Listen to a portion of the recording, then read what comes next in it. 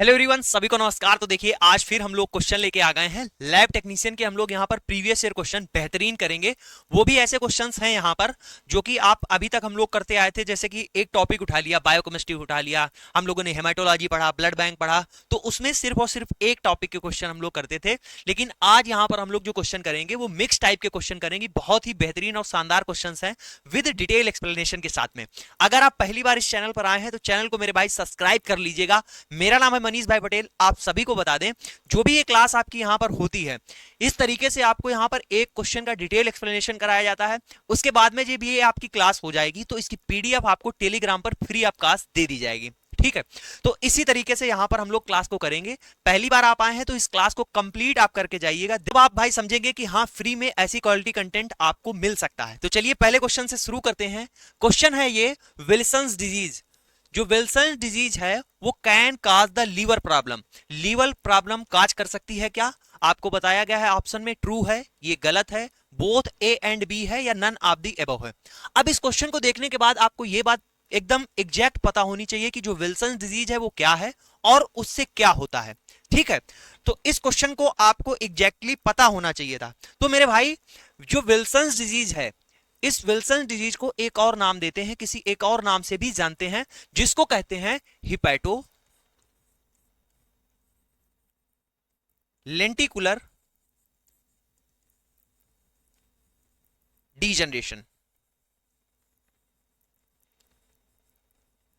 अगर यहां पर मेरे भाई विल्सन्स डिजीज ना देकर यहां पर यह दे देता hepatolenticular degeneration can cause liver problem, तब भी सेम आंसर ही होता। ठीक है, तो यहां से हम एक चीज ये समझे कि जो हिपैटोलेंटिकुलर डीजनरेशन है उसी को क्या कहते हैं? उसी को विल्सन डिजीज कहते हैं। अब मेरे भाई देखो कि ये जो विल्सन्स डिजीज है इसमें होता क्या है। मेरे भाई, इसमें क्या होता है, इसमें जो है बॉडी में कॉपर एक्यूमुलेशन हो जाता है। मतलब यह है कि बॉडी में क्या है, जो कॉपर की मेटाबॉलिज्म है हमारे अंदर, कि किस तरीके से कॉपर जो है मेटाबोलाइज होना चाहिए, वो क्या होता है, उस मेटाबॉलिज्म में डिफेक्ट हो जाए, कोई दिक्कत आ जाए और हमारी बॉडी में कॉपर एक्यूमुलेट करने लग जाए, तो ऐसी डिजीज को क्या कहते हैं? विल्सन डिजीज कहते हैं। तो यहां पर क्या कहा? Defect in copper metabolism, copper metabolism. ठीक, अगर कॉपर मेटाबॉलिज्म में डिफेक्ट हो जाएगा तो क्या हो जाएगा? जिसके कारण कॉपर हमारी बॉडी में एक्यूमुलेट कर जाएगा, यानी स्टोर होने लगेगा। ठीक है, कॉपर एक्यूमुलेट इन बॉडी। ठीक है, ये बात हो गई। अब मेरे भाई बताओ, नॉर्मली जो चीज होनी चाहिए थी बॉडी में वो तो हो रही थी, ठीक, लेकिन क्या ऐसा हो गया कि ये जो है डिफेक्ट आ गया बॉडी में? तो ये मेरे भाई आपको बताएं, जब आपने ट्वेल्थ में जेनेटिक्स वाला चैप्टर पढ़ा होगा, वहां पर ये बात आपने पढ़ी होगी। जो विल्सन डिजीज है, जो विल्सन डिजीज है, ये एक ऑटोसोमल ऑटोसोमल रिसेसिव डिजीज है।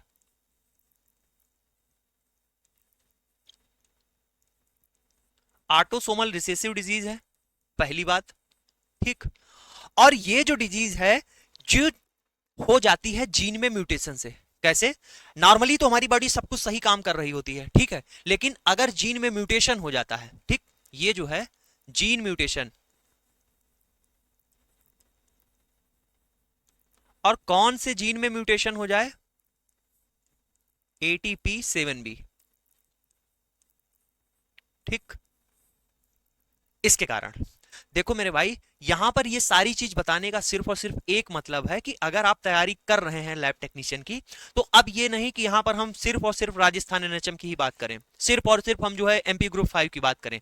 लैब टेक्नीशियन का कोई भी एग्जाम हो, नीचे लेवल से लेकर आपका एमसीआरई तक का सारा कुछ यहीं से कवर हो जाए, इस तरीके से आपको क्वेश्चन को करने हैं और ऐसे ही क्वेश्चन को सॉल्व करना है। तो क्या होता है इससे, जो ये विल्सन डिजीज है, इसमें क्या होता है, बॉडी में कॉपर एक्यूमुलेट होने लगता है। और कॉपर कहां कहां एक्यूमुलेट होता है? जो भी आर्गन है, और मेनली ये जो डिफेक्ट करता है, ये जो मेनली डिफेक्ट करता है वो लीवर को करता है। ठीक, ठीक, उसके बाद में अपना किडनी हो गया और अदर आर्गन हो गए। ठीक, और प्राइमरी सिम्टम्स में पीलिया होना, ये सारी चीज चीजें दिखेंगी, ठीक है, क्योंकि मेनली किसको इफेक्ट करता है, लीवर को इफेक्ट करता है। उसका ए ऑप्शन क्या हो जाएगा मेरे भाई, राइट हो जाएगा।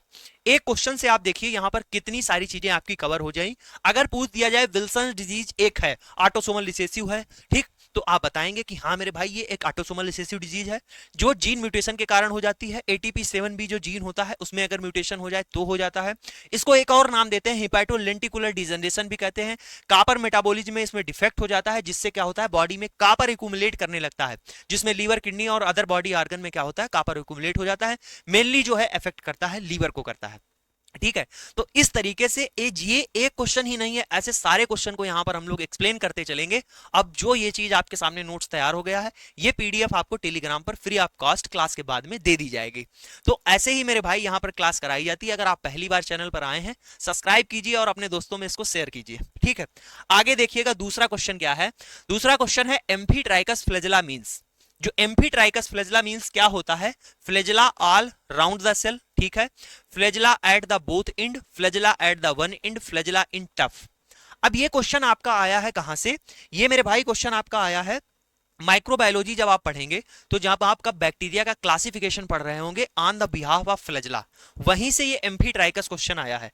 तो आओ मेरे भाई बैक्टीरिया का क्लासिफिकेशन पढ़ते हैं ऑन बिहाफ फ्लैजेला पर, ठीक। जैसा क्वेश्चन आया है उसकी डिटेल में हम चीजों को यहां पर समझेंगे। क्या हम लोग पढ़ने वाले हैं, जितने भी टाइप के एम्फीट्राइकस, पेरीट्राइकस, मोनोट्राइकस, लोफोट्राइकस, सारा कुछ समझते हैं, ठीक।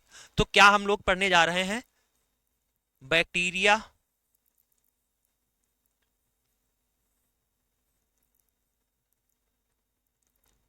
क्लासिफिकेशन।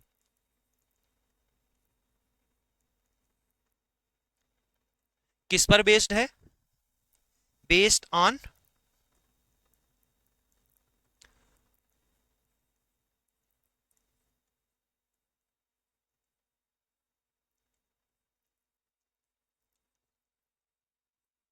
ठीक, बेस्ड ऑन फ्लैजेला, ठीक है। आओ मेरे भाई समझते हैं। सबसे पहले हम लोग बात करेंगे, एक होता है ए ट्राइकस।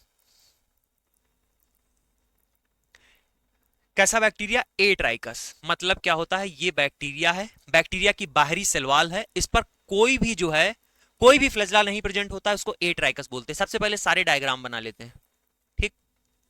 ये एक फ्लैजेला प्रेजेंट है, एक ये बैक्टीरिया है, बैक्टीरिया की सेल वॉल है, इस पर दोनों साइड एक एक फ्लैजेला प्रेजेंट है।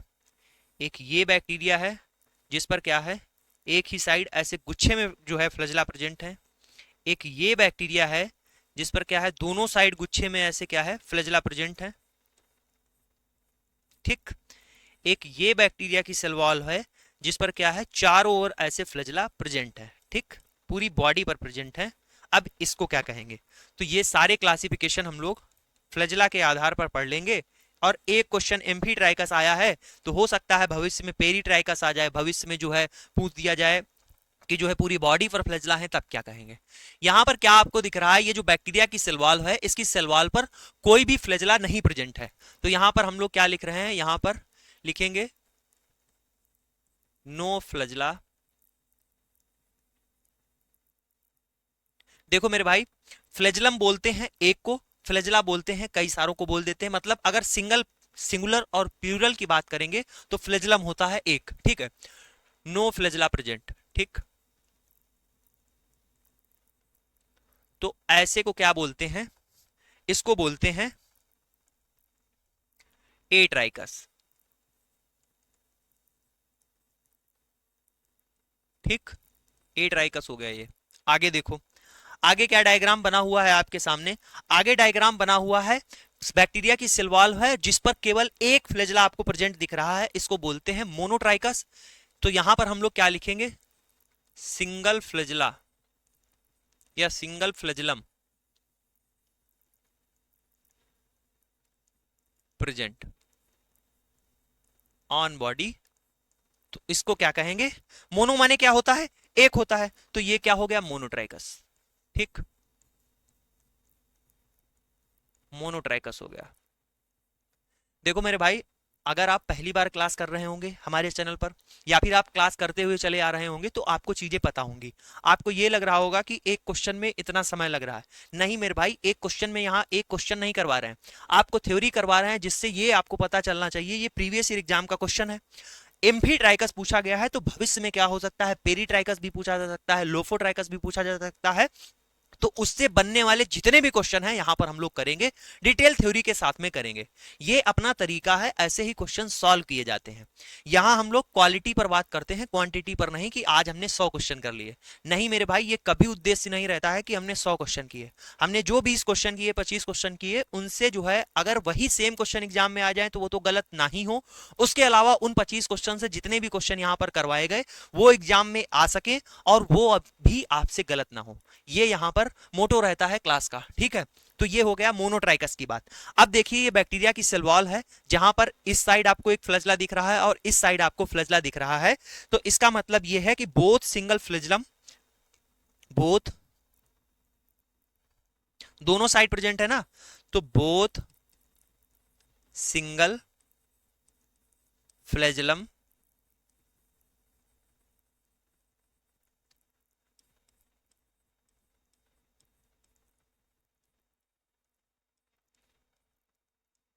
ठीक, एक एक साइड प्रेजेंट है पोल पर। ठीक, तो ऐसे को क्या बोलेंगे, ऐसे को मेरे भाई क्या बोलेंगे, इसको बोलते हैं, आपने नाम सुना एम्फीबियन। एम्फीबियन किसको कहते हैं, एम्फीबिया उसको कहते थे जो क्या हो, पानी में भी रह सही रहे थे, ऐसे जीव जैसे मेढक हो गया, क्या रहता है, पानी में भी रह लेता है, अपना स्थल पर भी रहता है, तो उसको किस कैटेगरी में डाला गया, एम्फीबियंस में डाला गया। तो यानी इस साइड भी इसका फ्लैजला है और उस साइड भी, यानी दोनों पोल के साइड में है एक एक फ्लैजला। तो ऐसे जो है बैक्टीरिया को कहेंगे एम्फीट्राइकस।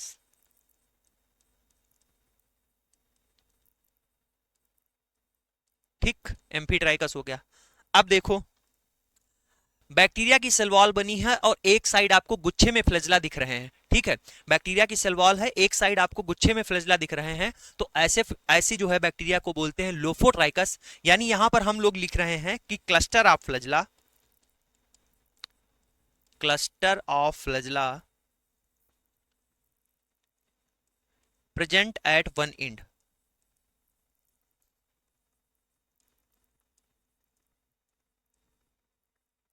तो ऐसे बैक्टीरिया को क्या कहेंगे, लोफोट्राइकस बोलेंगे।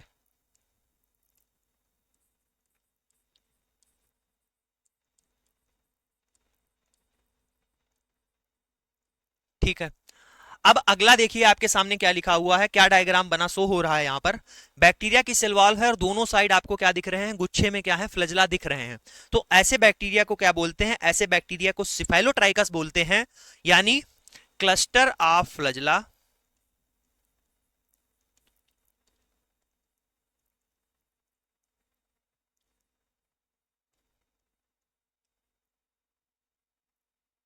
प्रेजेंट एट पोल्स या बोथ एंड। ठीक, तो ऐसे बैक्टीरिया को क्या कहेंगे, ऐसे को सिफाइलोट्राइकस बोलेंगे।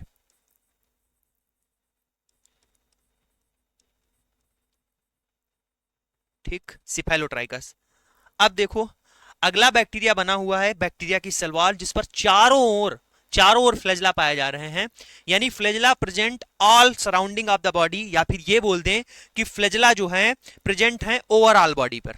ठीक,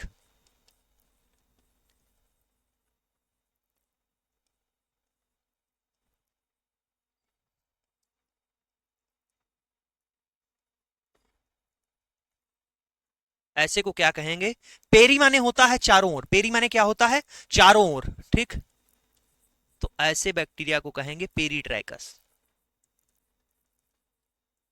ठीक, क्या बोलेंगे, पेरीट्राइकस। बस मेरे भाई, जो bacterial classification on the behalf of flagella के अकॉर्डिंग जो था कंप्लीट होता है। हमने क्या बताया, ऐसे बैक्टीरिया जिनकी सेल वॉल पर कोई भी फ्लैजला नहीं पाया जाता है उनको बोलते हैं एट्राइकस, जिस पर सिर्फ और सिर्फ एक पाया जाता है उसको बोलते हैं मोनोट्राइकस, जिनके दोनों पोल्स पर एक एक फ्लैजला पाया जाता है उनको बोलते हैं एम्फीट्राइकस, एक तरफ गुच्छे में फ्लैजला पाए जा रहे हो उनको बोलते हैं मेरे भाई लोफोट्राइकस, दोनों साइड जो है गुच्छे में टफ्ट में जो है या क्लस्टर में जो है फ्लैजला पाए जाते हो उनको बोलते हैं सिफाइलोट्राइकस, पूरी ओवरऑल बॉडी पर आपको फ्लैजला दिख रहे हो तो ऐसे बैक्टीरिया को बोलते हैं पेरीट्राइकस। ठीक है, अब क्वेश्चन पर आइए। क्वेश्चन मेरे भाई क्या कह रहा था कि एम्फीट्राइकस फ्लैजला मील्स, एम्फीट्राइकस किसको कह रहे थे, आइए देखिए। एम्फीट्राइकस मेरे भाई उसको बोल रहे थे कि both single flagellum present at pole, यानी दोनों साइड क्या हो, एक एक फ्लैजला प्रेजेंट हो। ठीक, तो flagella all round the cell तो पेरिट्राइकस हो गया। Flagella at both end, flagella at one end, flagella in tuft. देखो मेरे भाई, गुच्छे में फ्लैजिला नहीं, राउंड पेरिट्राइकस हो गया।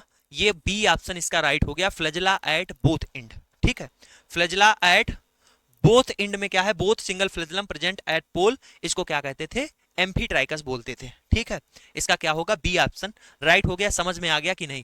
अब कोई भी आ जाए, एम्फी पेरी जो भी आ जाए, आप सब कर लेंगे। आगे चलिएगा, क्वेश्चन है Zenker's formol is also known as. चार ऑप्शन आपके सामने दिए गए, Helly's fluid, Bouin's fluid, Carnoy's fluid या नन ऑफ द अबव। मेरे भाई हिस्टोपैथोलॉजी से ये क्वेश्चन है।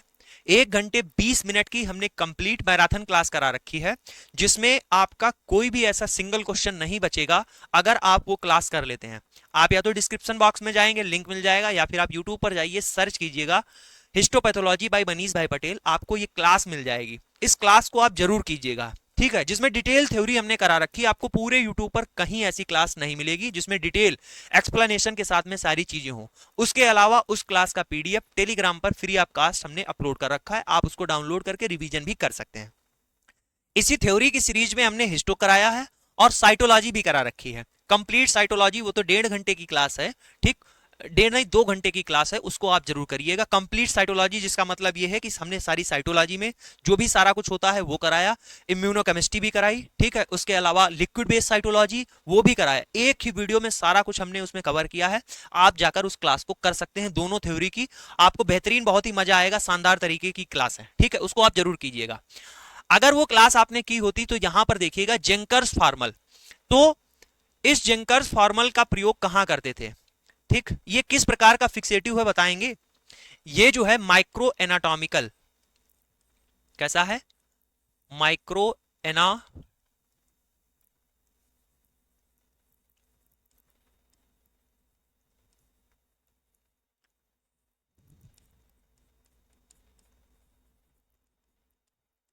ठीक है, ये क्या फिक्स करता था, ये किसके लिए बेस्ट फिक्सेटिव है, सारा कुछ हमने उस क्लास में कराया है और सारा कुछ हमने आपको बताया है। ये एक्सीलेंट फिक्सेटिव है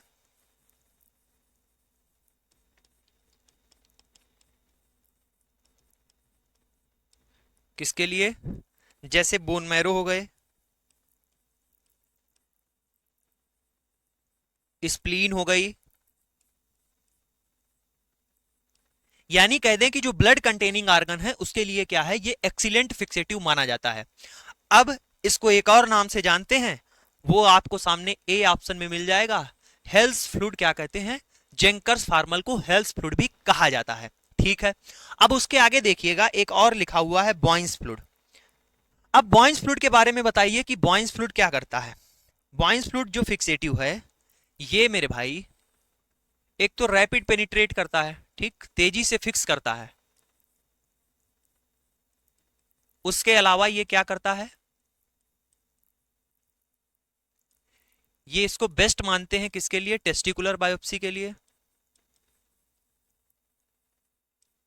और किसके लिए मानते हैं, या फिर कोई इंटेस्टाइनल बायोप्सी हो। ठीक मेरे भाई, एज इट इज क्वेश्चन आपसे पूछे जाएंगे, which is best fixative for bone marrow, which is best fixative for क्या नाम, टेस्टिकुलर बायोप्सी, आपको बताना रहेगा। यहां पर ये सब फालतू में कोई चीज नहीं लिख रहे हैं, सारा कुछ आपके लिए इंपॉर्टेंट है और जो आपके एग्जाम में पूछा जा सकता है वही सारी चीजें यहां पर बताई जाएंगी। अब हमें बताइए, ये कॉर्नाइस फ्लूइड, आपने इसको सुना होगा, बेसिक सा है कॉर्नाइस फ्लूइड। कॉर्नाइस फ्लूइड क्या करता है, ठीक, इसको मेरे भाई अगर कोई अर्जेंट बायोप्सी होती है, अर्जेंट बायोप्सी करनी है तो उसके लिए इसको यूज करते हैं, क्योंकि ये क्या करता है, टिश्यू को बहुत तेजी से पेनिट्रेट करता है और ये समय लेता है आधा से 3 घंटा, ठीक, फिक्स करने में, कॉर्नाइस फ्लूइड। ठीक है, तो इस क्वेश्चन से आपके 4 क्वेश्चन हो गए। आप यहां पर देख सकते हैं जेंकर्स फॉर्मल को मेरे भाई हेल्स फ्लूइड भी कहते हैं, ए ऑप्शन इसका राइट है। आगे चलिएगा, क्वेश्चन है बीएमडी टेस्ट डन फॉर। जो बीएमडी टेस्ट है वो किसके लिए करते हैं, नंबर 1 पे लिखा हुआ है डेंगू के लिए करते हैं, उसके बाद है मलेरिया के लिए करते हैं, ऑस्टियोपोरोसिस के लिए किया जाता है, या फिर टीबी के लिए करते हैं। अब मेरे भाई एक बात आपको बताते हैं, मैं हमेशा आपको इस चीज पर फोर्स करता हूं, कहीं पर भी कोई भी अगर शॉर्ट फॉर्म में कोई चीज लिखी है उसका आप जरूर डिटेल में चीजों को समझें। अगर इसका आपको बीएमडी का फुल फॉर्म आ रहा होता या फिर आपने बीएमडी का फुल फॉर्म आपको अगर याद होता तो आप इस क्वेश्चन को बिना ही एक्सप्लेन किए हुए समझे इस क्वेश्चन को आप कर देंगे। बीएमडी का फुल फॉर्म क्या होता है? बीएमडी का मेरे भाई फुल फॉर्म होता है बोन मटेरियल डेंसिटी। क्या होता है? Bone material density. अभी देखो सिर्फ इतने से ही क्वेश्चन आपका निकल जाएगा। ठीक, ये बीएमडी का फुल फॉर्म है बोन मटेरियल डेंसिटी। अब ऑप्शन पर आप जाइए, क्या लिखा हुआ है? डेंगू लिखा हुआ है, मलेरिया लिखा है, ऑस्टियोपोरोसिस लिखा है। आप ये बात जानते थे कि ऑस्टियोलॉजी, ऑस्टियोलॉजी में क्या होता है? ऑस्टियोलॉजी में मेरे भाई होता था स्टडी ऑफ बोन्स। क्या होता था? Study of bones. ठीक, यही तो था, स्टडी ऑफ बोन्स, हड्डियों का अध्ययन क्या कहलाता है? ऑस्टियोलॉजी कहलाता है। यानी अब यहां पर देखिए क्या लिखा है? ऑस्टियोपोरोसिस लिखा है। ऑस्टियोपोरोसिस क्या होता है? ऑस्टियोपोरोसिस होता है जिसमें हड्डियां क्या होती हैं? कमजोर होने लगती हैं। एक बीमारी होती है जिसमें हड्डियां क्या होती, कमजोर होने लगती हैं। उनमें क्या है, टूटने की जो फर्टिलिटी है वो इंक्रीज हो जाती है, जल्दी हड्डियां टूट जाती हैं, उसी को क्या कहते हैं? ऑस्टियोपोरोसिस कहते हैं। तो सिर्फ और सिर्फ इसके फुल फॉर्म से ही आप बोन और ये बोन से क्या है, आंसर को आप टिक कर देते। इसका सी ऑप्शन मेरे भाई क्या हो जाता? राइट हो जाता। सिर्फ कितनी बात से कि बोन मटेरियल डेंसिटी इसका फुल फॉर्म होता है। ऑस्टियोपोरोसिस में क्या होता है? ऑस्टियोपोरोसिस में क्या होता है? जो हमारी हड्डियां होती हैं वो कमजोर हो जाती हैं। बोन क्या होती हैं? वीक हो जाती हैं। और जो बोन वीक हो जाती हैं तो क्या होता है? यानी जल्दी वो टूट जाएंगी।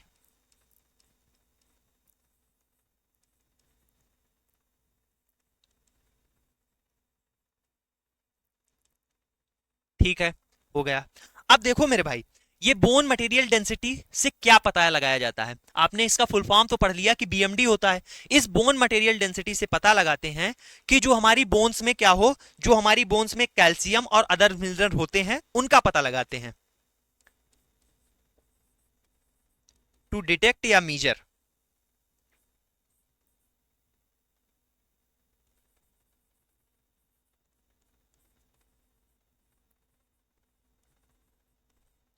Amount of calcium and mineral.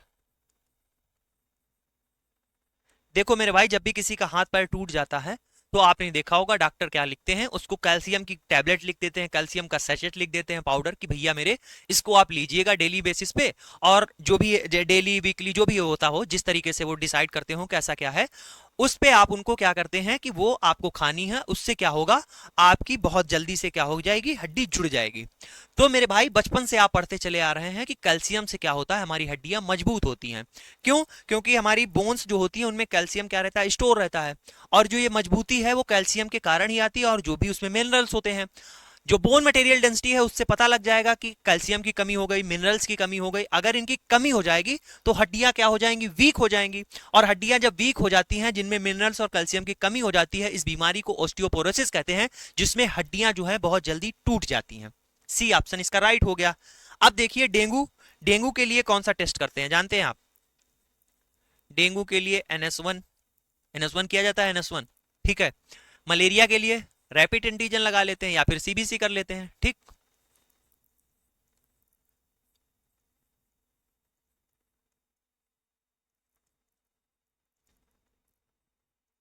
Kit आती है रैपिड एंटीजन की।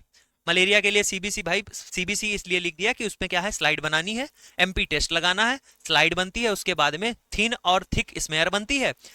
थिन और थिक स्मेयर बनती है, दोनों से क्या देखा जाता है। अब आपसे क्वेश्चन पूछते हैं, हेमाटोलॉजी की हमने कंप्लीट 5 क्लासेस कराई है, जिसमें हमने कम से कम 2 से 3 बार इस चीज को बताया है। अब आप हमें कमेंट करके बताइएगा कि जो थिन स्मेयर होती है जिसमें बनाते हैं, उसमें हम लोग क्या देखते हैं, थिक एमपी के लिए, और थिक स्मेयर क्यों बनाते हैं उसमें क्या देखते हैं। मतलब हमें एक तो स्पीसीज बताता है और दूसरा क्या बताता है कि कौन सा आपका जो है पैरासाइट प्रेजेंट है, ये चीज। तो आप हमें कमेंट बॉक्स में कमेंट करके बताइएगा। ठीक, अब आगे देखिएगा, टीबी लिखा हुआ है। टीबी के लिए मेरे भाई, टीबी के लिए कौन सा टेस्ट बेसिकली जो किया जाता है सबसे पहले, तो टीबी के लिए कौन सा कर लेते हैं, मॉन्टेक्स टेस्ट करते हैं। कौन सा? मॉन्टेक्स। इसको एक और नाम से जानते हैं, वो भी आप कमेंट बॉक्स में कमेंट करके बता दीजिएगा। भाई सीबीसी हटा दें, कुछ लोग ये बाद में कहेंगे, पीडीएफ जाएगी ना तो थोड़ा क्या मैंने समझाया है कुछ और समझ लेंगे। यहाँ पर स्लाइड ही लिख देते हैं, जनरली हम यहाँ पर क्या करें, स्लाइड लिख देते हैं। ठीक, स्लाइड से हम लोग स्लाइड बनाते हैं जिसमें थिन और थिक देखते हैं, थिन स्मेयर और थिक स्मेयर बनाते हैं। अब आप लोग हमें कमेंट करके जो मैंने पूछा है वो बताना है, स्पीसीज किससे बताई जाएगी और ये कंफर्म किससे किया जाएगा, इसमें पैरासाइट है या नहीं है। ठीक, आप लोग हमें कमेंट बॉक्स में बताइएगा। तो इसका आंसर कौन सा हो जाएगा मेरे भाई, इसका सी आंसर राइट हो जाएगा। आगे चलिएगा, नेक्स्ट क्वेश्चन कह रहा है a sheet of muscle which contract or flatten when we breathe is called. ठीक, क्या कहा है कि एक सीट होती है मसल की विच कॉन्ट्रैक्ट कर जाती है या फिर फ्लैट हो जाती है जब हम लोग सांस लेते हैं। ठीक है, जब हम लोगों ने क्या है रिस्पिरेशन वाला चैप्टर पढ़ा है, अगर आपने एनाटॉमी और फिजियोलॉजी नहीं पढ़ी है तो आप इसी चैनल पर जाइएगा, प्लेलिस्ट में जाएंगे, आपको ह्यूमन एनाटॉमी और फिजियोलॉजी की 2 क्लास मिल जाएंगी, जिसमें आपको एक फर्स्ट क्लास में 3 चैप्टर एक ही क्लास में कंप्लीट करवाया है डिटेल में, और दूसरी क्लास में 2 चैप्टर आपको करवाए हुए हैं। आप एकदम बेहतरीन तरीके से उन क्लास को कर लीजिएगा।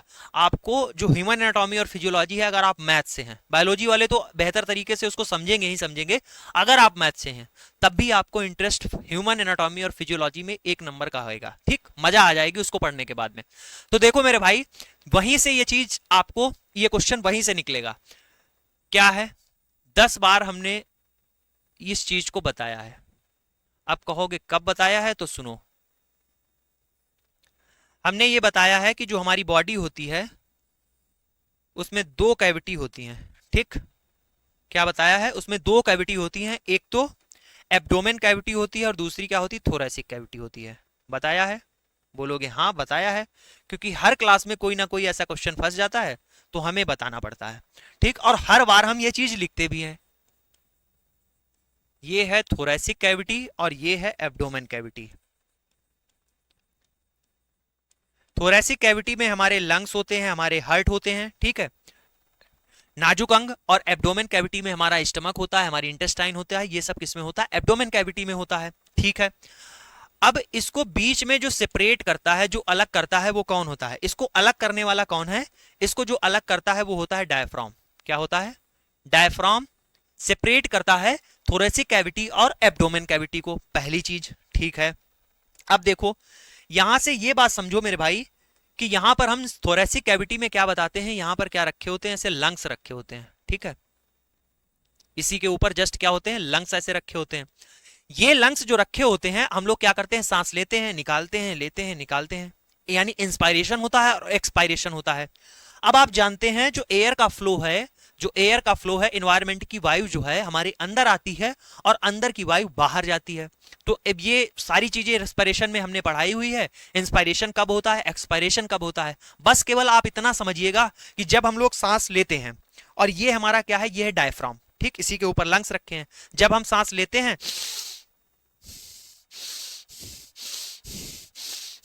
यानी जब हम लोग सांस ले रहे होते हैं तो ये डायफ्राम क्या होता है, ये नीचे चला जाता है, फ्लैट हो जाता है, और जैसे ही हम लोग सांस निकालते हैं यानी एक्सपायरेशन होता है तो ये डायफ्राम ऐसे गुम्बद नुमा हो जाता है।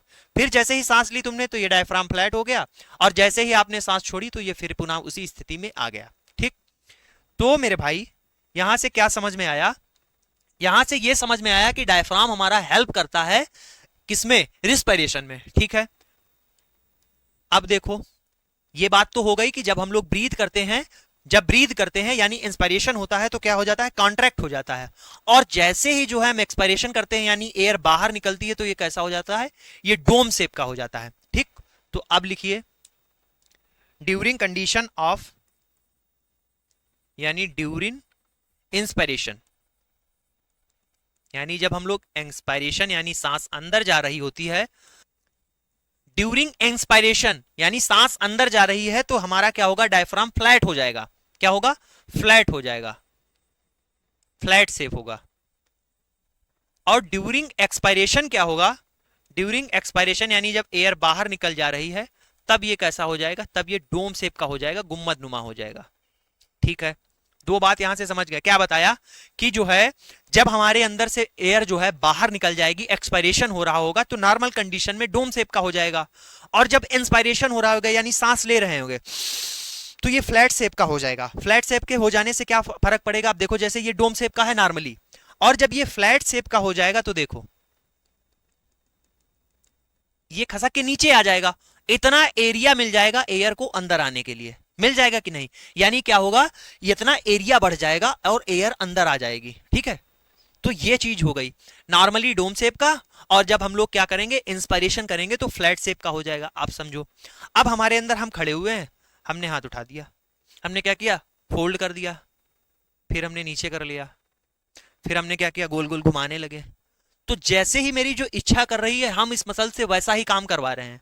क्या कर रहे हैं कि जो मेरी इच्छा कर रही है हम इस मसल से वैसे ही काम करा रहे हैं। हम कह रहे हैं मुड़ जाइए, ये देखो मुड़ गई, फिर लूज हो गई, जो हम कर रहे हैं वो कर रही है। अब बताओ मेरे भाई, ये जो आपका डायफ्राम है ये आपकी इच्छा पे काम करेगा क्या? जैसे क्या है, दिल धड़क रहा है, अभी हम कहें शांत हो जाओ, मानेगा तुम्हारी बात? नहीं मानेगा। मान लेगा तो फिर दिक्कत हो जाएगी। तो यहां से ये बात हमने एक समझी कि जो डायफ्राम होता है इसके अंदर, अच्छा जो मान जा रहे हैं उनको कैसे कह रहे हैं कि ये कैसी है, ये वॉलेंट्री मसल्स है, यानी हमारी इच्छा पे काम कर रही हैं, हमारी ऐच्छिक पेशियां इनको कहते हैं, जो हमारी इच्छा अनुसार काम करती हैं। और डायफ्राम जो मसल है ये है इनवॉलेंट्री। कैसा वर्क करती है? इनवॉलेंट्री। ठीक, किस तरीके की है? इनवॉलेंट्री है। ठीक, अनैच्छिक है, आपकी इच्छा पे काम नहीं करेगी। तो यहां से ये भी आप समझ गए, डायफ्राम का शेप समझ गए, ड्यूरिंग इंस्पायरेशन फ्लैट शेप का होता है, ड्यूरिंग एक्सपायरेशन डोम शेप का होता है। दो कैविटी होती है, थोरैसिक और एब्डोमेन, इनको जो सेपरेट करता है वो क्या होता है, हमारा डायफ्राम होता है। और डायफ्राम में जो मसल है इनवॉलेंट्री मसल है, अनैच्छिक है, अपने हिसाब से काम करती हैं, आपकी इच्छा अनुसार काम नहीं करती हैं। ठीक है मेरे भाई, 5 क्वेश्चन यहां तक किए, तो आप देखिएगा किस तरीके से डिटेल एक्सप्लेनेशन के साथ में यहां पर चीजों को बहुत ही आराम से करते हैं हम लोग, और ऐसे ही क्लास को करेंगे। ठीक है, आगे चलिएगा, क्वेश्चन की ओर बढ़ते हैं। क्वेश्चन है strand of RNA is made of. जो आरएनए होता है वो किसका बना होता है ये आपको बताना है। 4 ऑप्शन आपके सामने दिए हैं, राइबोस शुगर है, फास्फेट यूनिट है, नाइट्रोजनस बेस है, या ऑल ऑफ द एबव है। देखो ह्यूमन जो जेनेटिक्स है उसमें आपका डीएनए हो गया, आरएनए हो गया, और सिंथेसिस ऑफ प्रोटीन हो गया, बहुत ही डिटेल में चीजों को वहां पर बताया गया है। यहां पर हम लोग इतना समझते हैं कि जो आरएनए होता है, पहले तो ये बताओ आरएनए का फुल फॉर्म क्या होता है, बहुत इंपॉर्टेंट है। देखो छोटी क्लास से पढ़ते हुए आ रहे हो, एक भी कोई भी पॉइंट को हम लोग छोड़ेंगे नहीं, सारा कुछ यहां पर कवर करते हुए चलेंगे। जो आरएनए होता है उसका फुल फॉर्म होता है राइबो न्यूक्लिक एसिड। क्या है? Ribo nucleic acid. और ये जो है बना हुआ होता है, इसमें तो मेरे भाई राइबोस शुगर भी होती है एक, ठीक, फॉस्फेट यूनिट भी होती है, और नाइट्रोजन बेस भी होता है। ठीक, ये सारी चीजें होती हैं। अब देखो राइबोस शुगर की बात करोगे तो 5 कार्बन की यहां पर शुगर होती है, यानी क्या कहेंगे, पेंटोज। पेंटोज शुगर होती है। ठीक है, क्या होती है? पेंटोज शुगर होती है। और हमने जब भी ग्लूकोज वाले में 4-5 क्वेश्चन कराए हैं तब ये चीज बताई है, पेंटोज का मतलब क्या है, जो 5 कार्बन की क्या होगा, शुगर होगी। ठीक है, राइबोज, यहां से ये भी आपका क्वेश्चन निकल गया कि जो राइबोज शुगर होती है उसमें 5 कार्बन होते हैं। ठीक है, आगे देखो क्या लिखा हुआ है, नाइट्रोजन बेस लिखे हुए हैं। क्या है? नाइट्रोजन बेस लिखे हुए हैं। कौन कौन से नाइट्रोजन बेस प्रेजेंट होते हैं, क्या बताएंगे, जानते हैं कि नहीं? जानते जरूर होंगे, अगर आपने 12th में बायो पढ़ा है, 12th में भी नहीं पढ़ा, हाई स्कूल में साइंस पढ़ी है, तब भी आप जानते हैं। नाइट्रोजन बेस की बात करोगे तो एडेनिन हो गया, ग्वानिन हो गया, साइटोसिन हो गया, और यूरेसिल हो गया। ये नाइट्रोजनस बेस किसमें पाए जाते हैं? ये मेरे भाई आरएनए में पाए जाते हैं। अगर यहीं पर डीएनए की बात करते तो जहां पर यूरेसिल है वहां पर क्या होता, थाइमीन होता। ठीक है, एडेनिन, ग्वानिन, साइटोसिन और यूरेसिल ये किसमें प्रेजेंट होते हैं? ये मेरे भाई प्रेजेंट होते हैं आरएनए में। अब देखो, अब आरएनए की बात हो ही रही है तो कितने टाइप के आरएनए होते हैं यहां पर जान लेते हैं। टाइप ऑफ आरएनए की भी बात कर लेते हैं। सुना होगा आपने एमआरएनए, सुना है? जी हां। टीआरएनए सुना है कि नहीं सुना है? MRNA, tRNA. एक और भी सुना होगा आपने नाम, एक होता है आरआरएनए। ठीक, क्यों इनको RTM कह रहे हैं? सुनो, यहां पर देखो, mRNA जो होता है इसका फुल फॉर्म अगर आप बात करोगे, M से होता है मैसेंजर RNA, ठीक, संदेश देने वाला। tRNA से आप सुनोगे, जो tRNA होता है इसको कहते हैं ट्रांसफर RNA, ठीक, जो ट्रांसफर करता हो, नाम से ही समझ में आएगा आपको। rRNA को कहते हैं राइबोसोमल RNA, राइबोसोमल RNA। तो इस RNA भी यहां से आप समझ गए। अब आगे आइए, अगर ये सारी चीजें आपने यहां पर समझ ली, तो एक चीज और मेरे भाई बताइए, आपने जब वायरस पढ़ा होगा तो ऐसे वायरस बताइए आपको जिनके अंदर RNA होता है, ये भी बताइए। ऐसे वायरस आपको बताने हैं जिनके अंदर क्या होता है, RNA होता है। अब देखो, तो यहां पर हम लोग ऐसे वायरस बताएंगे जिनके अंदर क्या हो, RNA हो। तो मेरे भाई देखो, एक तो हो गया HIV, दूसरा हो गया इन्फ्लुएंजा, क्यों, एक हो गया कोविड-19 और हेपाटाइटिस C। आता है मेरे भाई एग्जाम में, 4 ऑप्शन आपके सामने दिए रहेंगे और आपसे ये चीज पूछ देगा कि आपको बताना है इन वायरस में से कौन सा RNA वायरस है, ठीक, कौन सा RNA वायरस है, तो आपको बताना रहेगा। यहां से ये बात भी समझ गए कि ऐसे वायरस जिनके अंदर RNA प्रेजेंट होता है, एक तो HIV हो गया, हेपाटाइटिस C हो गया, कोविड-19 हो गया, इन्फ्लुएंजा हो गया, इनके अंदर RNA वायरस पाया जाता है। RNA हमारा राइबोज, फास्फेट और नाइट्रोजनस यूनिट से बना होता है। टाइप ऑफ RNA की बात करेंगे तो mRNA, tRNA, rRNA ऐसे होते हैं, और RNA का फुल फॉर्म होता है राइबो न्यूक्लिक एसिड, ठीक। तो इसका D ऑप्शन मेरे भाई क्या हो जाएगा, राइट हो जाएगा। आगे चलिएगा, क्वेश्चन है व्हेन आर्टरिया कॉन्ट्रैक्ट, यानी जब हमारे आर्टरिया क्या कर रहे हो, कॉन्ट्रैक्ट कर रहे हो आलिंद, तो वेंट्रिकल क्या करते हैं आपको बताना है, वेंट्रिकल रिलैक्स हो जाते हैं, वेंट्रिकल आल्सो कॉन्ट्रैक्ट, यानी वेंट्रिकल भी कॉन्ट्रैक्ट करते हैं, स्क्वीज हो जाते हैं या फिर ब्लॉक हो जाते हैं, क्या होता है। देखो मेरे भाई, ह्यूमन एनाटॉमी और फिजियोलॉजी जब पढ़ाई है उसमें जो है आपका सर्कुलेशन वाला चैप्टर है, और उसमें ये वाली बात यहां पर कह रहे हैं कि ये हमारे क्या होते हैं, ये एट्रिया होते हैं आलिंद, ये दोनों क्या है, एट्रिया, और ये दोनों क्या है, वेंट्रिकल है, ठीक। जानते हैं आप लोग इस बात को। जब आर्टरिया कॉन्ट्रैक्ट कर रहे होते हैं, यानी जब आर्टरिया क्या होते हैं, कॉन्ट्रैक्ट कर रहे होते हैं, लिख देते हैं, यानी कॉन्ट्रैक्ट कर रहे होते हैं, यानी ये पिचक रहे होते हैं, तब क्या होता है, जो आर्टरिया में ब्लड होता है वो किस में आ जाता है, वेंट्रिकल में आता है। यही तो होता है दोनों साइड।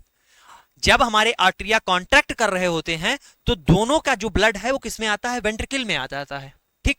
तो वेंट्रिकल में जब ब्लड आ रहा होगा तो वेंट्रिकल क्या कर रहे होंगे, यानी वेंट्रिकल उस टाइम पर रिलैक्स फॉर्म में जा रहे होंगे, किसमें, रिलैक्स में।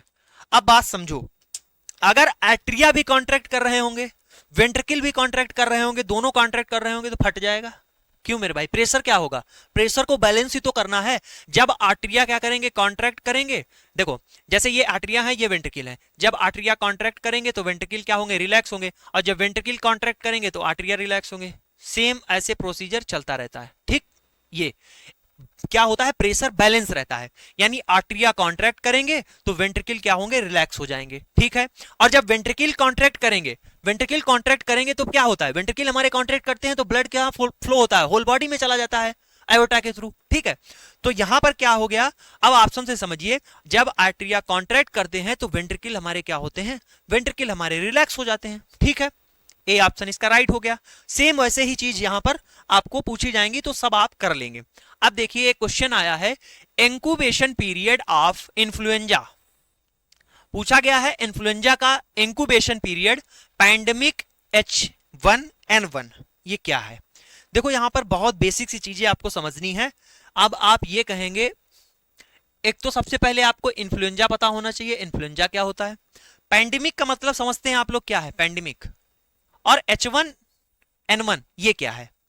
और जो ये पैंडेमिक है, पैंडेमिक का मतलब आप समझते हैं, अभी जब 2021 में 2020 में आपका लास्ट टाइम पे कोविड काल, कोरोना आ गया था, तब एक वर्ड निकल के यही आया था, पैंडेमिक, ठीक है।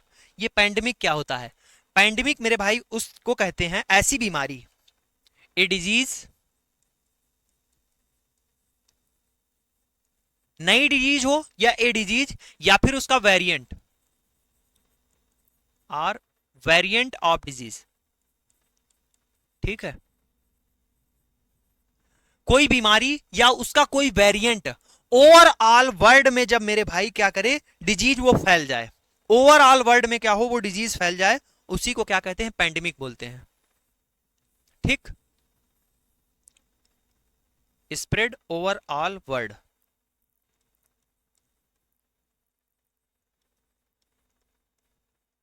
ठीक है, उसी को क्या बोला जाता है, पेंडेमिक बोला जाता था।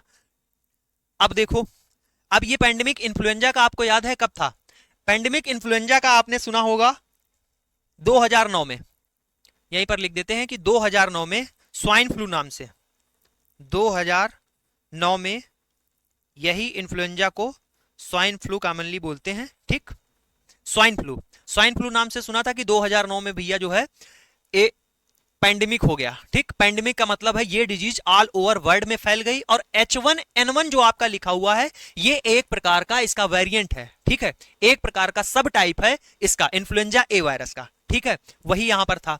अब देखो मेरे भाई, पेंडेमिक ये वाली बात हो गई। अब एक और बात बताओ कि 2020 में जैसे ही कोविड था, ठीक, उसी को क्या कह रहे थे, वो भी एक डिजीज थी, ऑल ओवर वर्ल्ड फैल गई थी, वो भी पेंडेमिक उसको कहते हैं। अब इस टाइम पर आप देखोगे कि कोविड के फिर से केस आने शुरू हो गए हैं, और उसका वेरिएंट आप ही सुना होगा जो JN1, ठीक, JN1 न्यू वेरिएंट उसका जो है आ गया है, ठीक, न्यू वेरिएंट ऑल ओवर आप देखेंगे कि न्यूज बराबर आ रही हैं, और इंडिया में भी इसके केसेस आ रहे हैं तमाम, ठीक। तो यहां से ये समझ गया कि पेंडेमिक क्या होता है। एक तो बात हो गई पेंडेमिक की, एक वर्ड एक और सुना होगा, एपिडेमिक। पेंडेमिक तो ये होता है, एपिडेमिक क्या होता है,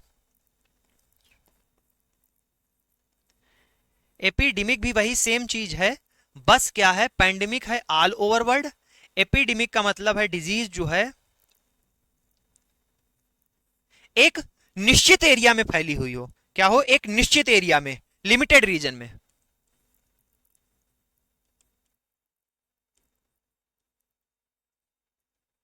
उसी को क्या कहते हैं, उसी को एपिडेमिक बोलते हैं।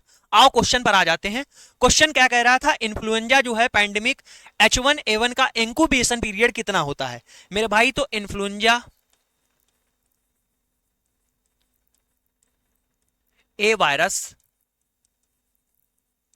ठीक, इसका सब टाइप है क्या, H1N1, ठीक है, क्या है, H1N1 है, और इसी को क्या कह देते हैं, sometime is called swine flu, ठीक, स्वाइन फ्लू कहते हैं, बता चुके हैं ये बात। अब इसका जो इंक्यूबेशन पीरियड है मेरे भाई, कहीं कहीं आप देखेंगे 4 दिन भी लिखा मिल जाएगा आपको, वैसे ठीक 4 दिन भी, ऑप्शन के हिसाब से आप देखोगे 1 से 7 दिन भी आपको मोस्टली लिखा हुआ मिल जाएगा, 1 से 7 यहां पर सही है, ठीक है, 1 से 7 दिन इसका इंक्यूबेशन पीरियड होता है। इन्फ्लुएंजा ए वायरस जो है इसका एक वेरिएंट है H1N1, H1N1, ठीक है। स्वाइन फ्लू इसको जो है समटाइम्स बोल दिया जाता है, पैंडेमिक किसको बोलते हैं, एपिडेमिक किसको बोलते हैं, और इसका इंक्यूबेशन पीरियड कितना होता है, सारा कुछ हमने इस क्वेश्चन में करा दिया, ठीक, सी ऑप्शन इसका राइट हो गया। आगे चलिएगा, अगला क्वेश्चन है द मसल ऑफ आर्टिया एंड वेंट्रिकल स्क्वीज टू, यानी जब आलिंद और निलय की मांसपेशियां सिकुड़ती हैं तब क्या होता है, move the blood, blood move करता है, make some space for blood, make space for air, build a vacuum. अरे मेरे भाई, पीछे ही क्वेश्चन मैंने आपको बताया, मैंने ये कहा आपसे कि जो हमारे आर्टरिया होते हैं तब क्या हो रहा होता है, और जस्ट फिर एक बार देख लो, वेंट्रिकल जब है क्या हो, कॉन्ट्रैक्ट करेंगे, स्क्वीज करेंगे, तब क्या होगा। देखो ये मेरे भाई आर्टरिया क्या कर रहे हैं, पिचक रहे हैं। आर्टरिया जब कॉन्ट्रैक्ट करेंगे तो यहां का जो ब्लड है आर्टरिया का किस में आ जाएगा, वेंट्रिकल में आ जाएगा, आर्टरिया का ब्लड किस में आ जाएगा, वेंट्रिकल में आ जाएगा, ठीक है। एक बात, अब दूसरा डायग्राम बना लेते हैं ताकि और अच्छे से आप इस चीज को समझ जाएं, थ्योरी नहीं पढ़ी है आपने तो भी आपका क्वेश्चन हो जाए, ठीक। अब देखो जब क्या होगा, अब इसमें ब्लड आ चुका है, ठीक, वेंट्रिकल में ब्लड है, जब हमारे वेंट्रिकल कॉन्ट्रैक्ट करेंगे, जब हमारे वेंट्रिकल कॉन्ट्रैक्ट करेंगे तो यहां का जो ब्लड है वो किस में चला जाएगा, वो लंग्स में चला जाएगा, ठीक, और जो है यहां का ब्लड है वो किसके, आयोटा के थ्रू होल बॉडी में चला जाएगा, यही तो होगा। क्यों मेरे भाई, होल बॉडी में चला जाएगा। तो यानी जब वेंट्रिकल कॉन्ट्रैक्ट करेंगे तब भी ब्लड क्या हो रहा है, तब क्या हो रहा है, ब्लड ही तो मूव कर रहा है। आर्ट्रिया कॉन्ट्रैक्ट कर रहे हैं तो क्या हो रहा है, आर्ट्रिया से ब्लड किस में आ रहा है, वेंट्रिकल में आ रहा है। तो ऑप्शन पढ़िए, मूव द ब्लड। हाँ मेरे भाई ब्लड मूव होता है। Make some space for blood, ना मेरे भाई स्पेस फॉर ब्लड ये कौन सी बात हो गई, ठीक है। मेक स्पेस फॉर एयर, नहीं। बिल्ड ए वैक्यूम, वैक्यूम बनाते हैं, कैसी बात कर दी। तो इसका कौन सा ऑप्शन राइट हो जाएगा, इसका मेरे भाई ए वाला ऑप्शन राइट हो जाएगा। बेसिक सी बात आपको यहां पर समझ में आ गई। जब भी आर्टरिया कॉन्ट्रैक्ट करते हैं तो ब्लड का मूवमेंट होता है, यानी ब्लड मूव करता है, आर्टरिया से वेंट्रिकल में आ जाता है। जब वेंट्रिकल कॉन्ट्रैक्ट करते हैं तो एक इधर लंग्स में चला जाता है, उधर होल बॉडी में चला जाता है, यानी ओवरऑल आप बात करेंगे तो ब्लड मूव करता है, ठीक है। क्वेश्चन है incubation period of mumps. Incubation period of mumps, mumps का इंक्यूबेशन पीरियड आपको बताना है। पहले तो आप हमें यह बताइएगा, ये जो मम्स है, ये जो बीमारी है, ये किस में होती है, ठीक है। देखो जब छोटे छोटे बच्चे थे, आप लोग सबने भी देखा होगा कि यहां पर क्या होता है, गर्दन में यहां नीचे यहां स्वेलिंग आ जाती है, ठीक। और एक वो चिपकाने के लिए आता है, वो आप लोग लगा लेते हैं कि भाई यहां दर्द हो रहा है बहुत ज्यादा, और क्या कहते थे उसको, उसको गांव की भाषा में पता नहीं, याद नहीं आ रहा है क्या कहते हैं, उसी को बोलते हैं मम्स, ठीक है। जो यहां पर स्वेलिंग हो जाती है उसी को क्या बोलते हैं, मम्स बोलते हैं। अब यही सारी चीजें आपको यहां पर बतानी है। जो मम्स होता है वो कंटेजुअस, कैसा है, कंटेजुअस डिजीज है, ठीक है। कंटेजुअस डिजीज हमने यहां पर लिखा हुआ, कंटेजुअस का मतलब पता है, इसका मतलब होता है कि ये जो है फैलती है किससे, बाई टच, बाई कांटेक्ट से, स्प्रेड बाय कांटेक्ट, इसीलिए इसको कंटेजुअस डिजीज कहते हैं। ये किसके द्वारा होती है, ये वायरस के थ्रू होती है, ठीक। अभी सुनना, आगे देखो क्या बताया हमने, ये आपकी यहां पर ग्लैंड होती है, पैरोटिड ग्लैंड, उसमें क्या हो जाती है, स्वेलिंग हो जाती है, तभी तो दर्द होने लगता है, उसमें स्वेलिंग हो जाती है। तो ये क्यों होता है भाई मेरे, ये वायरस होता है एक पैरामिक्सो वायरस, उसके द्वारा, ठीक। तो हमने क्या बताया, स्वेलिंग इन पैरोटिड ग्लैंड, ठीक।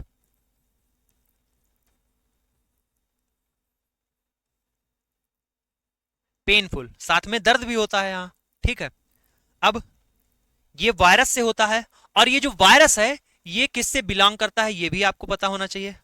ये वायरस बिलोंग करता है पैरामिक्सो वायरस, ठीक, ठीक है। इंक्यूबेशन पीरियड की बात करोगे तो इसका इंक्यूबेशन जो टाइम होता है वो होता है 12 से 24 दिन, ठीक। सी ऑप्शन मेरे भाई क्या हो जाएगा, राइट हो जाएगा, ठीक है। सारी बात यहां से आप लोग समझ गए, आगे चलते हैं। क्वेश्चन है विच of the following blood vessel in mammals would normally carry the largest amount of urea, ठीक है। बताना है आपको, ये चार ऑप्शन यहां पर दिए गए, चार वेन्स दी गई हैं, इन वेन्स में से आपको बताना है किसमें, कौन सी वेसल्स में, ब्लड वेसल्स में, मैमल्स में would normally carrying the largest amount of urea, सबसे अधिक मात्रा में यूरिया कौन वेन कैरी करती है, आपको बताना है। देखो मेरे भाई, सबसे पहले तो आपको यही पता होना चाहिए कि यूरिया का प्रोडक्शन कहां होता है, कहां पर यूरिया बनता है, ठीक है। आप जानते हैं कि ये क्या है, ये है लीवर, ठीक। लीवर, हिपर, यकृत, जिगर, कलेजा, सब कुछ यही है, सर्वे सर्वा। और ये क्या होता है, देखो और भी, और डिटेल थोड़ा समझ लेते हैं, डिटेल ये समझ लेते हैं। देखो इधर क्या है, पूरा आपका डाइजेस्टिव सिस्टम है, ठीक। यहां पर आपका स्टमक हो गया, आपकी इंटेस्टाइन हो गई, ठीक,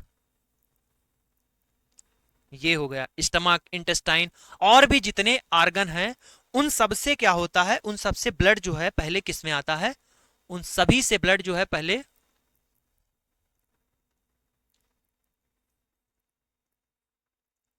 जितने भी डाइजेस्टिव ऑर्गन होते हैं उन सभी से ब्लड क्या होता है, उन सभी से ब्लड किस में आता है, लीवर में आता है सबसे पहले, ठीक।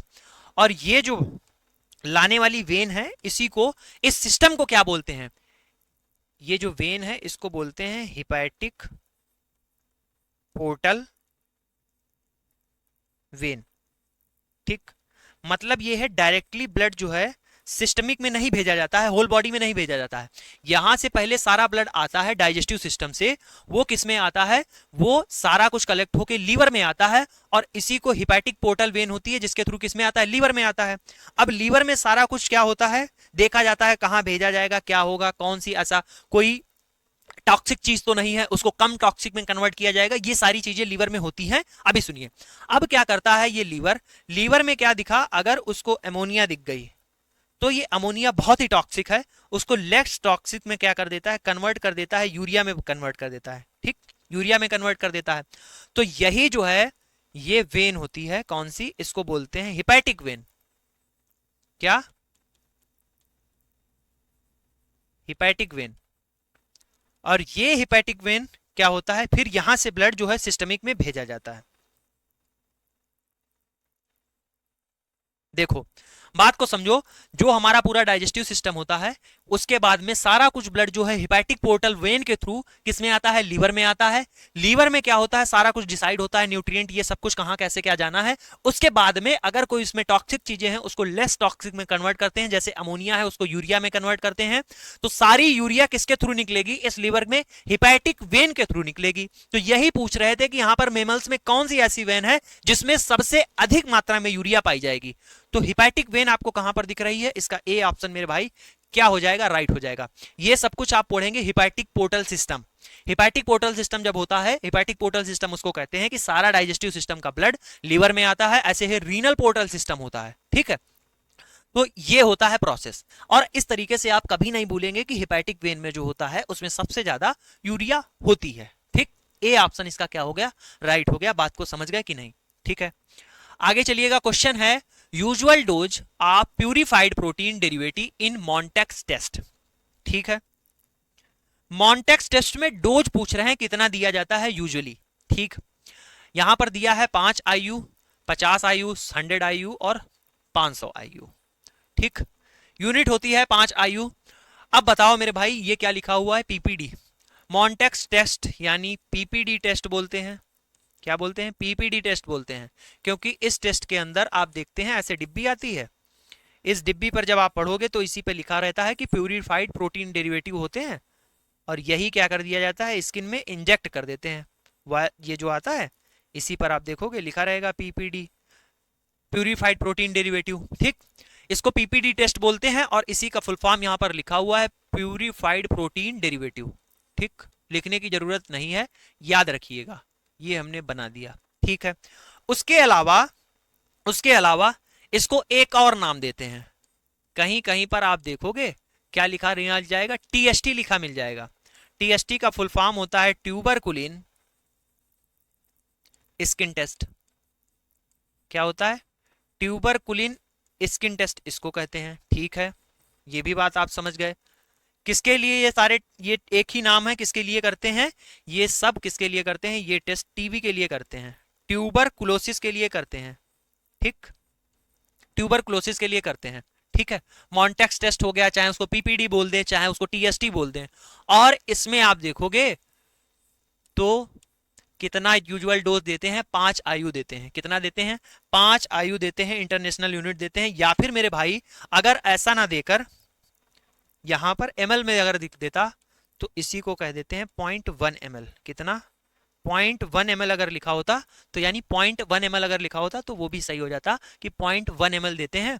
ये अमोन्टेक्स टेस्ट देखते हैं, आपको स्किन में देते हैं, स्किन में। ठीक है, उसके बाद 48 से 72 घंटे में उसको क्या करते हैं, डिटेक्ट करते हैं, देखते हैं कि रिएक्टिव हुआ कितना हुआ, एरिया नाप के आप दे देते हैं कि पॉजिटिव है निगेटिव है कितना है। ठीक, सेंसिटिविटी चेक करते हैं। ठीक है, तो इसका ए ऑप्शन राइट हो गया, सारा कुछ आप समझ गए। आगे चलिएगा, क्वेश्चन है विच of the following is not true about RNA. तुरंत आपको अगर नॉट दिख गया है उस पर आप गोला लगाइए कि नॉट पूछा जा रहा है, इसका मतलब ये है कि आपको जो असत्य है उसी को सही करना है, वही टिक करना है, वही बताना है। विच of the following is not true, कौन नहीं सही है अबाउट आरएनए के बारे में। इसका मतलब ये जो 4 ऑप्शन दिए गए इसमें से 3 ऑप्शन सही हैं, 1 ऑप्शन गलत है। जो ऑप्शन गलत है वही सही है। ठीक है, क्या कह रहे हैं कि जो आरएनए है it is synthesized by DNA. हाँ मेरे भाई, जो आरएनए होता है वो डीएनए के द्वारा सिंथेसाइज होता है। It has deoxy ribose sugar. पीछे बताया है, देखो ज्यादा दूर नहीं आया अभी क्वेश्चन से, अभी हमने पीछे ही आपको ये बात बताई थी। क्यों हम इस वजह से आपको ये चीज दिखाना चाहते हैं कि जो क्वेश्चन आप करो, अगर यही क्वेश्चन आया था कि स्टैंडर्ड ऑफ जो स्ट्रैंड है ऑफ आरएनए, यानी आरएनए जो बना होता है जिससे, ठीक, strand of RNA is made of ribose, pentose और नाइट्रोजन बेस, आप इतना ही हम आपको बता देते कि हाँ भाई राइबोज शुगर होती है, फास्फेट यूनिट होती है, नाइट्रोजन बेस होता है, ठीक, इतना अगर आपको बता दिया होता कि हाँ डी ऑप्शन राइट कर लीजिए। आपका जो ये अब क्वेश्चन आया है नहीं हो पाता। आरएनए का मैंने फुल फॉर्म बताया राइबो न्यूक्लिक एसिड, ठीक, हमने ये बताया कि जो राइबोज शुगर होती है पेंटोज शुगर यानी 5 कार्बन की होती है, राइबो न्यूक्लिक एसिड होता है। अब क्वेश्चन पर आ जाओ, क्वेश्चन देखो मेरे भाई, यहां पर क्या कह रहा है, डीऑक्सी राइबो शुगर बोल रहा है। तो अगर मेरे भाई मैंने पीछे बता दिया है कि आरएनए राइबो शुगर होती है और यहां पर क्वेश्चन में क्या लिखा है डीऑक्सी राइबो शुगर, तो ये तो डीएनए में होती है, ठीक, तो ये तो गलत हो जाएगा। अब लिखा है इट हैज सिंगल स्ट्रैंड, हाँ भाई इसके पास सिंगल स्ट्रैंड यानी सिंगल स्ट्रैंड होता है। It is responsible for the directing synthesis of new protein, हाँ आरएनए जो हमने आर वाला बताया था, आर आरएनए राइबोसोमल आरएनए, तो राइबोसोमल आरएनए जो होता है प्रोटीन सिंथेसिस में हेल्प करता है, ठीक है, तो ये भी इसका सही हो जाएगा, ये भी आरएनए के लिए बात सही लिखी है। तो यहां पर क्या देखेंगे, इसका कौन सा ऑप्शन सही है, इसका बी वाला ऑप्शन मेरे भाई राइट हो जाएगा, यही गलत लिखा हुआ है, ये डीएनए में होती है। अब देखो, अब इस तरीके से आप समझ पाए कि एक क्वेश्चन को जब हम लोग डिटेल में समझते हैं चीजों को, देखो या तो फिर आपको बहुत ही बेहतरीन शानदार आपने थ्योरी कर रखी हो, जो आपने जिस जिन 2 सालों में डिप्लोमा किया है उन 2 सालों में बहुत बेहतरीन तरीके से सारी आपने थ्योरी कंप्लीट कर ली होती। तो अब ये रिवीजन के टाइम पर ऐसे हम क्वेश्चन करते हैं, which of the following is not true about RNA, it is synthesized by DNA, हाँ भाई सही है, इट हैज डीऑक्सीराइबोस शुगर, कहते नहीं बिल्कुल नहीं, ये तो जो डीएनए की बात हो रही है, क्योंकि इसमें क्या होता है आरएनए में राइबोस शुगर होता है, it has single strand, RNA single strand होता है, आरएनए रिस्पांसिबल होता है किसके लिए, न्यू प्रोटीन के लिए, हाँ इसका मेरे भाई बी ऑप्शन राइट हो जाएगा। तुरंत मैं 1 सेकंड में आपको ये चीज बता देता, लेकिन यहां पर हम लोग डिटेल में इस तरीके से चीजों को समझते हुए चल रहे हैं, क्योंकि अगर आपकी थ्योरी नहीं कंप्लीट है तो थ्योरी भी कंप्लीट हो जाए, अगर आपको थ्योरी आती भी है तो अगर एक एग्जाम में ऐसा क्वेश्चन आया है इससे रिलेटेड, भविष्य में कोई भी क्वेश्चन बन जाए तो वो भी आपका निकल जाए, ठीक है। तो ये बात हो गई इस क्वेश्चन की। अगला क्वेश्चन है the human body can synthesize only, जो ह्यूमन बॉडी है can synthesize only 12 amino acid, 10 amino acid, 15 amino acid, 5 amino acid, आपको बताना है। तो मेरे भाई अमीनो एसिड पिछली वाली क्लास जब बायोकेमिस्ट्री की हमने दूसरी क्लास कराई थी उसमें आपको बताया था कि 10 हमारी बॉडी के लिए एसेंशियल होते हैं और 10 क्या होते हैं, नॉन एसेंशियल होते हैं।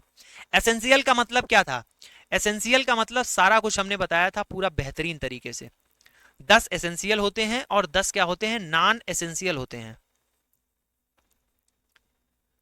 जो नॉन एसेंशियल है इसका मतलब क्या है, ये हमारी बॉडी के अंदर बनते हैं, सिंथेसाइज इन बॉडी,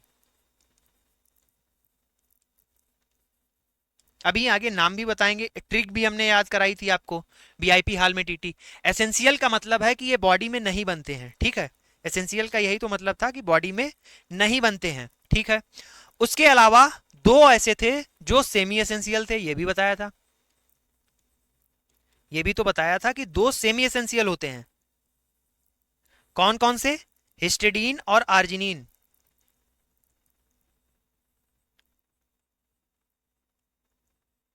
हिस्टिडीन और आर्जिनिन क्या थे, सेमी एसेंशियल थे। तो यहां पर क्या लिखा हुआ है, the human body can synthesize only, जो ह्यूमन बॉडी होती है वो सिंथेसाइज ओनली 10 अमीनो एसिड, ठीक है, 10 हमारी बॉडी के अंदर नहीं होते हैं, टोटल हमारी बॉडी को 20 चाहिए, ठीक, 10 हमारी बॉडी के अंदर बनते हैं, 10 हमारी बॉडी के अंदर नहीं बनते हैं, उनको हम लोग फूड के फॉर्म में लेते हैं। अब 10 कौन कौन से थे, यहां पर हमने ट्रिक आपको भी याद कराई थी और पिछली क्लास में बायोकेमिस्ट्री की फर्स्ट क्लास में हमने आपको कराया है, अगर आपने उसको नहीं किया है प्लेलिस्ट में आप देखिएगा, बायोकेमिस्ट्री की क्लास होगी, आप उसको वहां पर सिर्फ और सिर्फ बायोकेमिस्ट्री के क्वेश्चंस आपको मिलेंगे, बेहतरीन तरीके से सोल्यूशन वहां पर कराया है। वीआईपी हाल में टीटी एक ट्रिक बताई थी, उससे हमने ये चीज बताई थी कि यहां पर ये क्या है, वीआईपी हाल में टीटी, ये हमारे एसेंशियल हैं, essential amino acid, amino acid,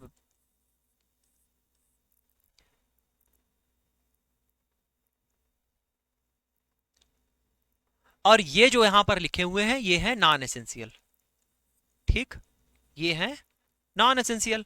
ये हमने पिछली वाली क्लास में बायोकेमिस्ट्री में आपको बताया था, almost all girl grow KG after getting tasty potato samosa, ठीक, ये सारी बात यहां पर हमने बताई थी और इसका आपको ऑप्शन भी बता दिया, बी ऑप्शन राइट हो जाएगा। आगे ये क्वेश्चन दिया है, what is the term use for the linkage which joins 2 amino acid unit. अब देखो केमिस्ट्री ऑफ प्रोटीन, केमिस्ट्री आप कार्बोहाइड्रेट, केमिस्ट्री आप प्रोटीन, केमिस्ट्री आप लिपिड, हमने बताया सेकंड ईयर का ये आपका टॉपिक है, मोस्ट इंपॉर्टेंट है और इससे क्वेश्चन बेहतरीन तरीके से पूछे जाते हैं। यहां पर पूछा है कि जो अमीनो एसिड होते हैं वो दो ज्वाइंट होते हैं, उनको क्या कहते हैं, वो जोड़ने का लिंकेज जो होता है उसको क्या बोलते हैं। अभी तो मैंने ये बताइए कि जो प्रोटीन होता है, प्रोटीन किससे मिलकर बने होते हैं, प्रोटीन अमीनो एसिड से मिलकर बने होते हैं, ठीक, किससे, अमीनो एसिड से मिलकर बने होते हैं।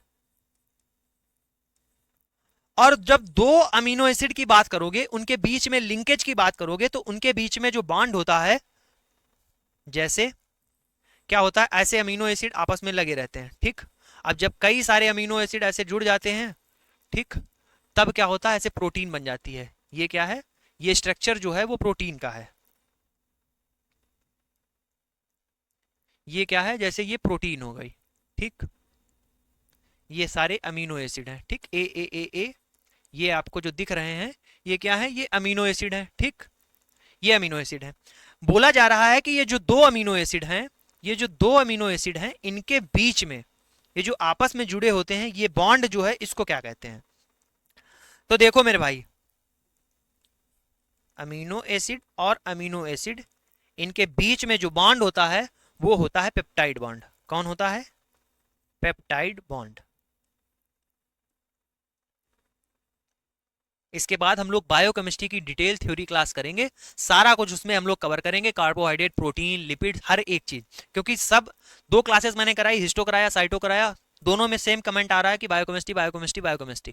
बायोकेमिस्ट्री कराएंगे, लेकिन बायोकेमिस्ट्री दो क्लासेस में हो पाएगी, क्योंकि बहुत बड़ा है बायोकेमिस्ट्री, थोड़ा नहीं है, बहुत बड़ा है। एक में हम लोग टेस्ट वाला सारा कुछ प्रोसीजर देखेंगे, और दूसरे में कंप्लीट थ्योरी है, जो भी आपकी केमिस्ट्री, आप कार्बोहाइड्रेट है, प्रोटीन है, लिपिड है, उसके अलावा भी जो है बायोकेमिस्ट्री में और बहुत सारी चीजें हैं, वो सारा कुछ हम लोग बायोकेमिस्ट्री में समझेंगे। यहां पर ये जानते हैं जो अमीनो एसिड होते हैं, दो अमीनो एसिड के बीच में जो जुड़ते हैं आपस में, वो पेप्टाइड बॉन्ड होता है, ठीक है। इसका सी ऑप्शन क्या हो जाएगा मेरे भाई, राइट हो जाएगा। आगे सुनो, इतनी जल्दी क्या है जाने की। इस क्वेश्चन में एक और बताइए, सिंपलेस्ट अमीनो एसिड बताओ हमें कौन सा होता है, पूछा जाता है question, simplest amino acid, simplest amino acid कौन सा होता है, कॉम्प्लेक्स अमीनो एसिड कौन सा होता है।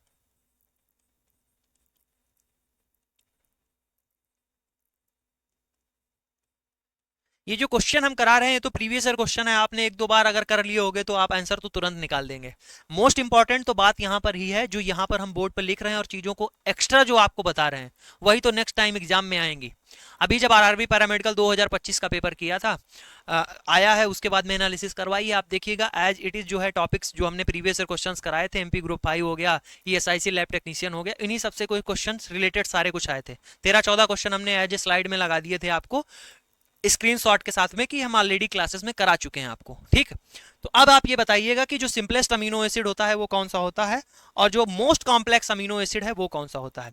सिंपलेस्ट अमीनो एसिड होता है वो होता है ग्लाइसिन। कौन सा होता है, ग्लाइसिन। कॉम्प्लेक्स अमीनो एसिड होता है ट्रिप्टोफैन, ठीक। इसको मेरे भाई लिख लीजिएगा और याद कर लीजिएगा। Jolly bodies are found in, क्या होता है ये Jolly bodies are found in. देखो दो वैज्ञानिक थे, इसको ज्वाली बॉडीज को हाउवेल एंड ज्वाली ये भी कहा जाता है, ठीक। क्यों, क्योंकि दो वैज्ञानिक थे, एक हाउवेल थे और एक ज्वाली थे, दोनों ने मिलकर इस चीज को खोजा था, और इसीलिए इसको क्या कह देते हैं, इसीलिए इसको इसको ज्वाली बॉडीज या हाउवेल एंड ज्वाली बॉडीज कहते हैं। ज्वाली बॉडीज बेसिकली होती क्या है, देखो हमने बताया था कि जो हमारी आरबीसी होती हैं, ठीक, ये हमारी आरबीसी होती हैं। आरबीसी कैसी होती है, नॉन न्यूक्लिएटेड होती हैं। कैसी होती है, नॉन न्यूक्लिएटेड होती हैं, यानी इनके अंदर न्यूक्लियस नहीं पाया जाता है। जब ये कैसी हो जाती हैं, मेच्योर हो जाती हैं, ठीक, मेच्योर होने पर। इमेच्योर पे क्या होता है, इनके अंदर न्यूक्लियस सारा कुछ होता है। भगवान इसके अंदर क्या, आरबीसी के अंदर क्या होता है, आरबीसी के अंदर ऑक्सीजन का ट्रांसपोर्ट होता है, तो ऑक्सीजन काफी मात्रा में ट्रांसपोर्ट हो जाए, इसके लिए इधर भगवान ने क्या किया, सारे सेल ऑर्गेनिल को डिजनरेट कर दिया। तो इसीलिए इसके अंदर ये क्या होता है, इसके अंदर न्यूक्लियस नहीं पाया जाता, सेल ऑर्गेनिल भी नहीं पाए जाते हैं, ठीक है। तो इसके अंदर क्या होता है, नॉन न्यूक्लिएटेड यानी न्यूक्लियस नहीं होता है।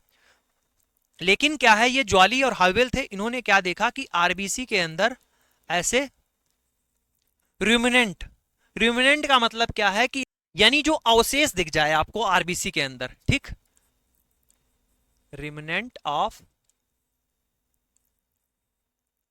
न्यूक्लियस। ठीक, इसी को क्या कहते हैं, इसी को ज्वाली बॉडी बोलते हैं। इसका बी ऑप्शन क्या हो जाएगा, राइट हो जाएगा। आरबीसी के अंदर ज्वाली एंड हाउएल दो वैज्ञानिक थे, इन्होंने क्या किया था, आरबीसी के अंदर न्यूक्लियस नहीं पाया जाता, अगर न्यूक्लियस का अवशेष दिख जाता है उसी को क्या कहते हैं, उसी को ज्वाली बॉडी बोलते हैं आरबीसी के अंदर। इसका बी ऑप्शन क्या हो जाएगा, राइट हो जाएगा। क्वेश्चन है मेरे भाई, dengue is caused by, dengue किसके कारण होता है आपको बताना है।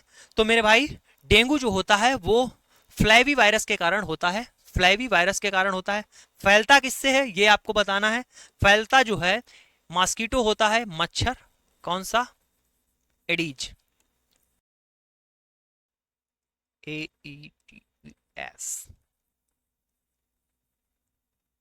एडीज मच्छर होता है, उसके कारण क्या होता है, ये फैलता है मेरे भाई। ठीक, इसी के काट लेने से क्या होता है, ये फैल जाता है डेंगू। ठीक, अब देखिए ये हो चुके हैं क्वेश्चन आपके खत्म। ये सारे क्वेश्चन हमने जो है आपके मिक्स टाइप के करवा दिए। ठीक, अब आप लोग हमें कमेंट करके जरूर बताइएगा कि कैसे क्वेश्चन है, कैसा एक्सप्लेनेशन है। आप इस चीज पर मत जाइएगा कि हमने 15 क्वेश्चन किए, 12 क्वेश्चन किए, 10 क्वेश्चन किए।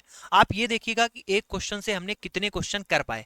कैसी लगी क्लास जरूर कमेंट बॉक्स में कमेंट करके बताइएगा। अगर आपका कोई यार भाई बहन दोस्त है एलटी कर रहा है या किसी भी गवर्नमेंट एग्जाम की तैयारी कर रहा है, एमपी ग्रुप 5, यूएमसीआरई और राजस्थान एनएचएम, कोई भी गवर्नमेंट एग्जाम की लैब टेक्नीशियन की तैयारी कर रहा है, तो आप इस चैनल को, इस वीडियो को आप शेयर कर सकते हैं। उसके साथ में आप देख सकते हैं कि यहाँ पर ये मनीष भाई पटेल नाम से चैनल है, जिस पर आपको जो है कंप्लीट आपको टॉपिक वाइज चाहे क्लासेस हो वो भी आपको मिल जाएंगी, प्रीवियस ईयर क्वेश्चन के सोल्यूशन हो वो भी मिल जाएंगे। सबसे बड़ी बात यहाँ पर है जो थ्योरी की क्लास है, यानी कंप्लीट वन लैब, एक लैब, जैसे हिस्टोपैथोलॉजी हो गई उसका कंप्लीट जो भी थ्योरी है एक ही क्लास में कवर करवा दी जाएगा। हिस्टो भी करा दिया है, साइटो भी मैंने करा दिया, अब नेक्स्ट बारी है आपकी बायोकेमिस्ट्री की, वो भी करा देंगे। क्योंकि आप देखेंगे जब क्लास पीछे आपने की भी होगी तो उन क्लास को कराने में थोड़ा सा समय लगता है, क्योंकि सारा कुछ थ्योरी कितना आपको बताना है, क्या एग्जाम में आ सकता है, तो उसमें उसको कराने में थोड़ा सा समय लगता है। वेट कीजिए, अब बायोकेमिस्ट्री की क्लास कराएंगे, साइटोलॉजी की हम करा चुके हैं, 2 लैब आपकी हो चुकी हैं, वो सारा कुछ यहाँ पर आपको मिल जाएगा। जैसे ब्लड बैंक हो गया, हेमेटोलॉजी हो गया, बायोकेमिस्ट्री हो गया, इनके MCQ question with detail explanation के साथ में यहाँ पर आपको मिल जाएंगे। और उसके साथ साथ आप यहां पर देखोगे तो आपका जो नॉन टेक्निकल पोर्शन है वो भी आपको इस चैनल पर मिल जाएगा। 2 से 3 क्लासेस हो चुकी हैं, उसके साथ साथ प्रीवियस ईयर क्वेश्चन की नॉन टेक्निकल की प्रैक्टिस भी यहां पर आपको करवाई जाती है, तो चैनल को सब्सक्राइब करके रखिएगा। उसके अलावा आप हमें फैक्ट वाला मनीष, ये इंस्टाग्राम है, यहां पर आप फॉलो कर सकते हैं, 1,15,000 से भी अधिक फॉलोअर है। यहां पर कोई भी आपको अपडेट आती है एग्जाम रिलेटेड या जो भी इंफॉर्मेशन है यहाँ पर हम लोग शेयर कर देते हैं। अगर कोई दिक्कत होती, परेशानी हो तो यहाँ मैसेज भी आप कर सकते हैं। उसके अलावा ये जो पीडीएफ है आपकी क्लास के बाद की, ठीक है, या फिर कोई भी पीडीएफ है, जैसे हिस्टोपैथोलॉजी की यहां पर आप देख लो, ये पीडीएफ हमने फ्री ऑफ कास्ट अपलोड कर रखी है, जिसको 1300-1400 लोग डाउनलोड कर चुके हैं, अब तो शायद 2000 तक लोग डाउनलोड कर चुके होंगे। ठीक है, ये मनीष भाई पटेल टेलीग्राम चैनल है, डिस्क्रिप्शन बॉक्स में इसका लिंक मिल जाएगा या फिर कमेंट बॉक्स में पहला कमेंट मिल जाएगा, आप वहां से टेलीग्राम को ज्वाइन कर लीजिएगा, ये सारी चीजें आपको मिल जाएंगी। तो नेक्स्ट क्लास में हम लोग बेहतरीन एक्सप्लेनेशन के साथ में क्वेश्चंस लेकर आएंगे। मिलते हैं नेक्स्ट क्लास में, तब तक के लिए जय हिंद।